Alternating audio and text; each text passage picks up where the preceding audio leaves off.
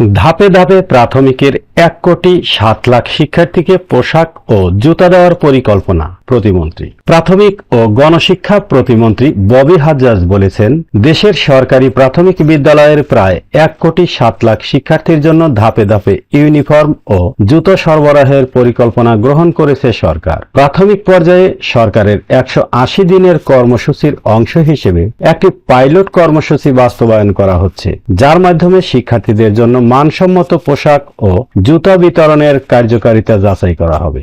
সরকারি প্রাথমিক বিদ্যালয়ের শিক্ষার্থীদের বিনামূল্যে পোশাক ও ফুটওয়্যার সামগ্রী বিতরণের লক্ষ্যে আজ সচিবালয়ে দেশের শীর্ষস্থানীয় ফুটওয়্যার ব্র্যান্ড প্রতিষ্ঠানগুলোর সঙ্গে এক মত বিনিময় সভায় প্রতিমন্ত্রী একথা বলেন। পরে মন্ত্রণালয়ের সংবাদ বিজ্ঞপ্তিতে এ তথ্য জানানো হয়। প্রতিমন্ত্রী বলেন, সরকার চায় চলতি বছরের আগস্ট মাসের মধ্যেই পাইলট কর্মসূচির দৃশ্যমান অগ্রগতি জনগণের সামনে উপস্থাপন করতে। বিশেষ করে সরকারের প্রথম 6 মাস পূর্তির আগেই এই উদ্যোগের বাস্তবায়ন শুরু করার লক্ষ্য রয়েছে। প্রতিমন্ত্রী বলেন, দেশের তৈরি পোশাক শিল্পের শীর্ষ সংগঠনগুলো ইতিমধ্যে সরকারের এই উদ্যোগে ইতিবাচক সাড়া দিয়েছে। তাদের সহযোগিতায় 4 লাখের বেশি ইউনিফর্ম পাইলট প্রকল্পের জন্য পাওয়া যাচ্ছে। একইভাবে দেশের জুতা শিল্পের প্রতিষ্ঠানগুলোর কাছ থেকেও সহযোগিতা প্রত্যাশা করছে সরকার। সভায় প্রতিমন্ত্রী জানান, পাইলট পর্যায়ে প্রথম শ্রেণীর শিক্ষার্থীদের জন্য সাদা রঙের ভেলক্রোযুক্ত কেডস সরবরাহের বিষয়ে প্রাথমিকভাবে আলোচনা হয়েছে।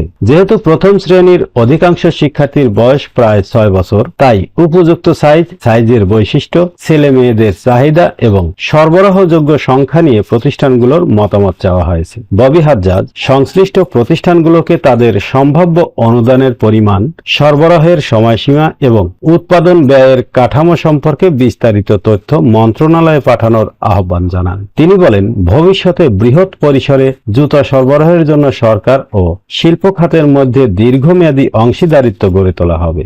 এ সময় প্রাথমিক ও গণশিক্ষা মন্ত্রণালয়ের সচিব এবং দেশের ফুটওয়্যার কোম্পানিগুলোর শীর্ষস্থানীয় কর্মকর্তারা উপস্থিত ছিলেন।